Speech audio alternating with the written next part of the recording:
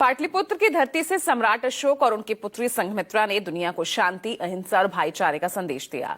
उसी पटना के Shri Krishna memorial hall में सम्राट अशोक की जयंती मनाने के लिए देश विदेश के लोग पहुंचे।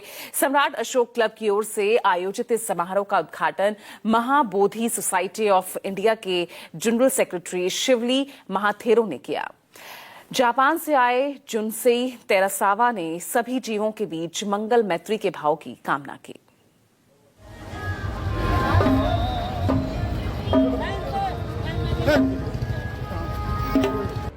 पदयात्रा, झांकी, रक्तदान और अशोक कन्वेंशन सेंटर से लेकर श्री कृष्ण मेमोरियल हॉल का महाजुटाव।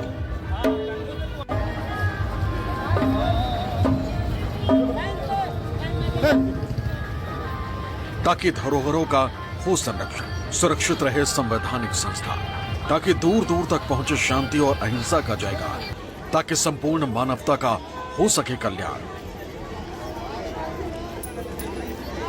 हर कोई जान सके कि क्यों कहते हैं सम्राट अशोक को महान।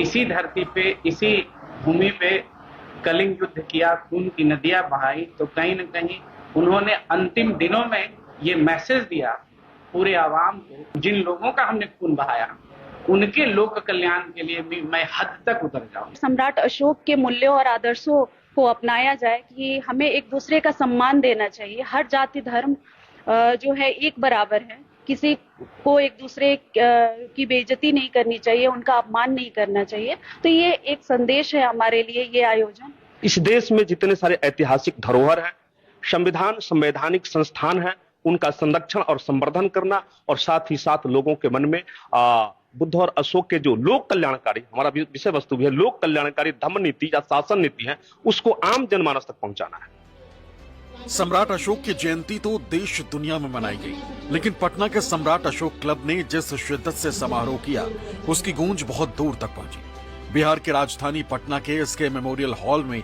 आयोजित जयंती समारोह इसी की बानगी, जहां उत्तर प्रदेश, छत्तीसगढ़, राजस्थान समेत कई राज्यों से लोग आए। श्रीलंका, नेपाल और जापान के लोग भी इसका हिस्सा बने। समारोह का उद्घाटन करते हुए महाबोधि सोसाइटी ऑफ इंडिया के जनरल सेक्रेटरी शिवली महाथेरो ने कहा कि पाटलिपुत्र की इसी धरती से सम्राट अशोक और उनकी पुत्री संघमित्रा ने श्रीलंका में आकर धम्म प्रचार किया।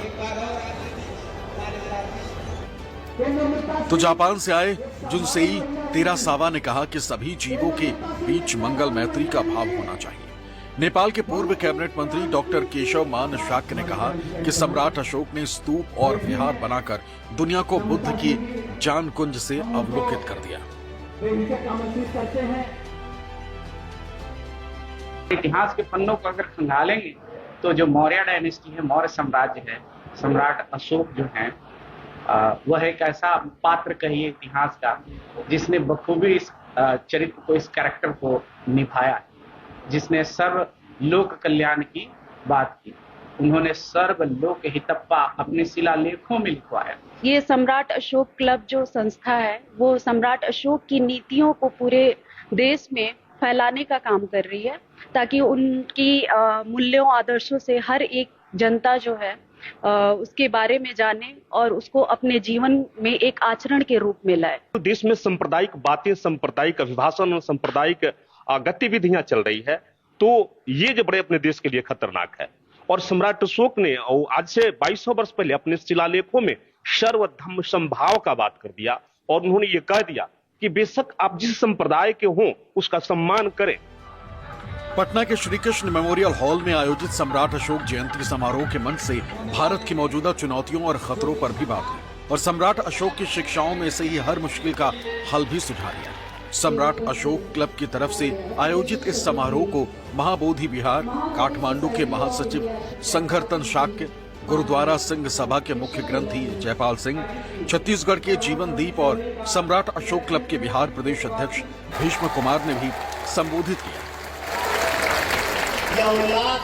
समारोह से पहले पटना में राष्ट्रीय प्रतीकों के साथ झांकी निकाली गई, जिसमें हजारों लोग शामिल हुए। जो भी इसका हिस्सा बने, शांति, अहिंसा और प्रेम का संदेश लेकर लौटे।